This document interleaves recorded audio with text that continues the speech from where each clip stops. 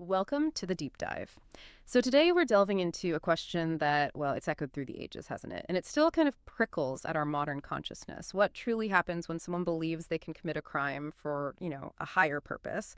And maybe more profoundly, what's the real punishment?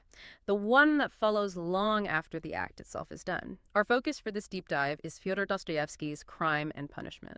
Now, this isn't just some old story from a distant century. It's really seen as a monumental achievement in, well, psychological fiction.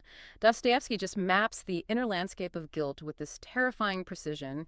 He shows us the, frankly, brutal mechanics of a mind just unraveling. And it's moral philosophy, too, not just because it asks these huge questions, but because it dramatizes the very foundations of right and wrong. It does this through the raw, lived experience of its characters. It's quite a journey through guilt, redemption, and the human soul itself. So prepare to have your understanding of morality and justice really tested here. That's exactly right. Our mission today really is to unpack why this 19th century novel, written in such a vastly different world, still feels, well, shockingly modern and incredibly relevant to us right now.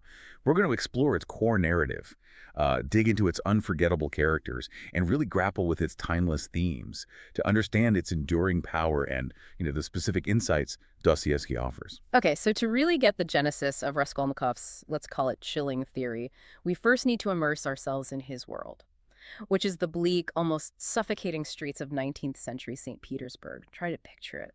The sprawling, dense city, shrouded in a kind of perpetual gloom, just utterly saturated with poverty, desperation, and yes, crime. The air itself feels heavy, heavy with human suffering, like a constant grinding pressure cooker of urban life. It practically breathes its own oppressive atmosphere. It's a city that really shapes its inhabitants. It absolutely does. And in this stark, unforgiving environment, we meet our central character, Rodion Romanovich Raskolnikov.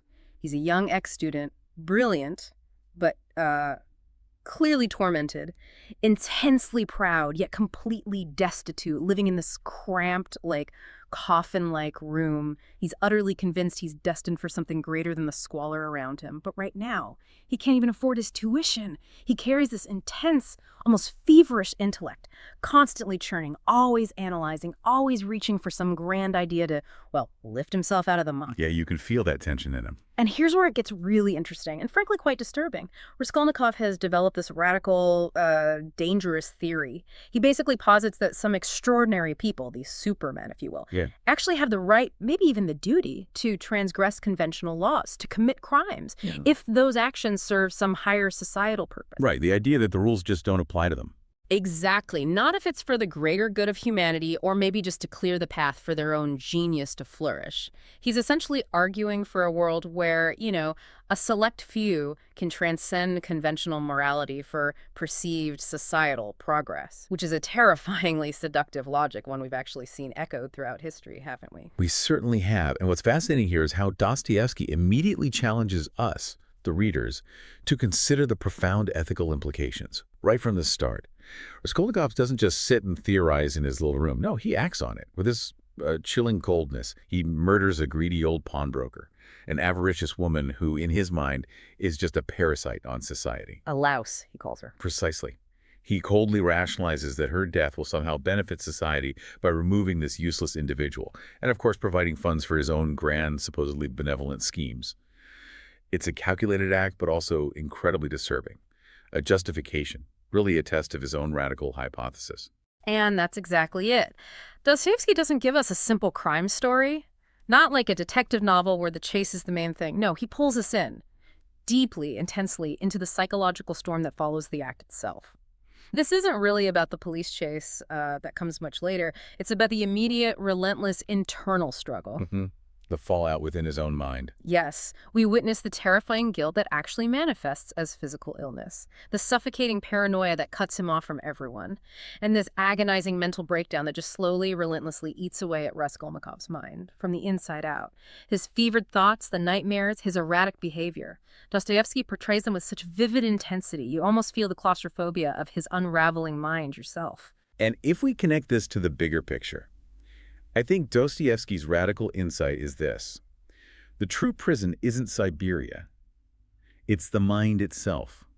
He argues quite powerfully that guilt, this self-inflicted psychological torture, can destroy a person more completely. more irreversibly perhaps, than any legal system ever could. It's an internal reckoning. It makes external judgment seem almost secondary. That's a powerful point. And it raises this important question for us to think about. Can internal guilt, this self-inflicted psychological torment, can it destroy someone more completely than any external justice system? Dostoevsky makes a really strong argument that it can. He suggests the conscience is maybe an inescapable biological imperative, not just some societal construct we learn. Right, that internal battle is just brutal. But I wonder then, if the internal destruction is so complete, what does that really say about the purpose of external justice? Dostoevsky's novel forces us to confront some huge questions. What truly constitutes justice? Is it retribution, rehabilitation, something else? And what is the actual foundation of morality? Can it ever be truly, circumvented just by intellect? Good questions. And the book brilliantly showcases this fierce, often agonizing clash between Raskolnikov's towering arrogance, his belief in his own exceptionalism, his Superman theory, and the relentless, undeniable stirrings of his own conscience, which just refuses to be silenced by his grand rationalizations. It's a brutal internal war that honestly leaves you breathless. It forces you to reconsider what you even understand about right and wrong. Absolutely. It's not a passive reading experience. Not at all. Yet, Raskolnikov's internal torment isn't happening in a vacuum. Dostoevsky surrounds him with this constellation of unforgettable characters. Each one seems to mirror or challenge his own struggle in some way. Each represents a fundamental aspect of the human experience that tests his theory, offers different paths he initially rejects. That's a great way to put it, a constellation. Think about Sonia Marmeladov, for instance. She's this poor young woman tragically forced into prostitution to support her desperate, impoverished family. She embodies profound suffering, yes, but also profound humility.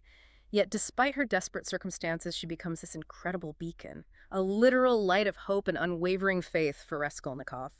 She offers a path to something beyond his despair and his intellectual pride, a path of compassion, forgiveness, and ultimately redemption through suffering. A very different path than the one he chose. Completely.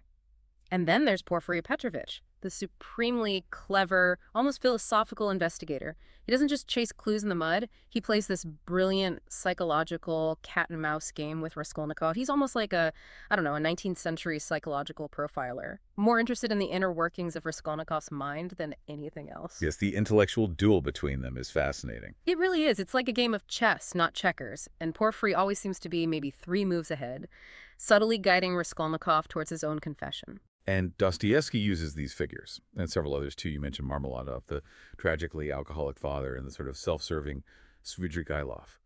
Each symbolizes different moral struggles within society. Yeah. Everything from crushing poverty and sin to unwavering faith and the possibility of redemption. He uses them to paint this whole vivid world. It's a tapestry of human experience, showing us the brutal realities, but also the enduring resilience of the human spirit. That's true. It's a very complete picture. And it's through these profound interactions, especially I think with Sonia, that we see how suffering, strangely enough, becomes this critical, often unavoidable path to genuine redemption. It's not suffering for suffering's sake, of course, but the recognition of one's own humanity, one's vulnerability, often brought on by hardship.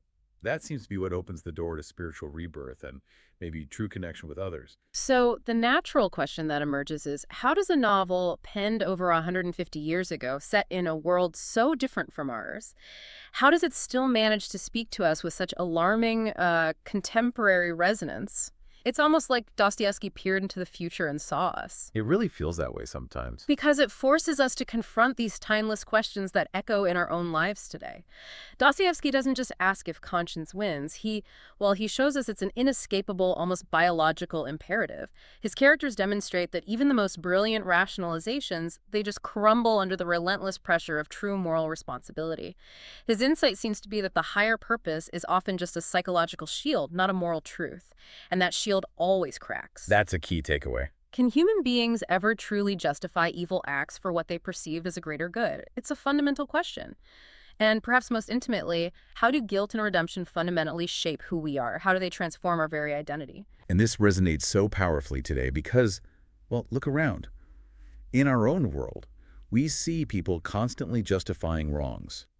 Sometimes on a grand scale, sometimes in really subtle ways, maybe for power, for ambition, for personal gain, or sometimes for deeply held ideologies. Sure, you see it everywhere. Think about the way maybe online echo chambers can justify vilifying others.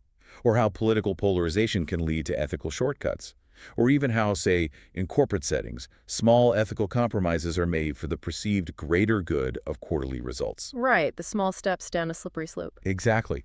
Dostoevsky's message about the internal cost of those justifications and the inescapable weight of moral responsibility.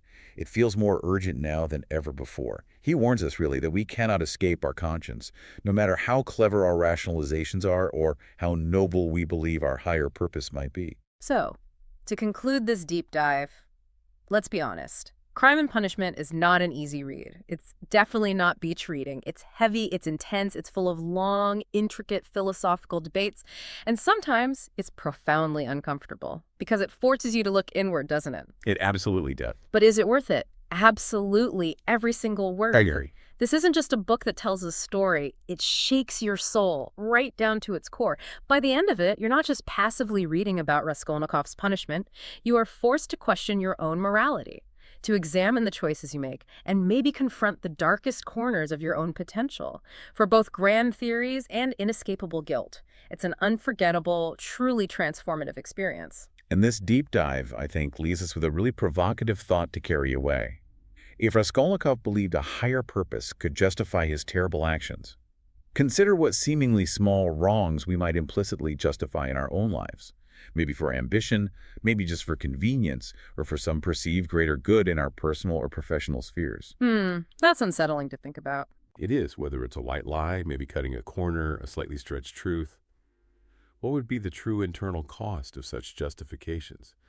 Dostoevsky suggests there is a cost. It's a journey you really must take for yourself, not just in reading the book, but in reflecting on your own life and listening to the whispers of your own conscience.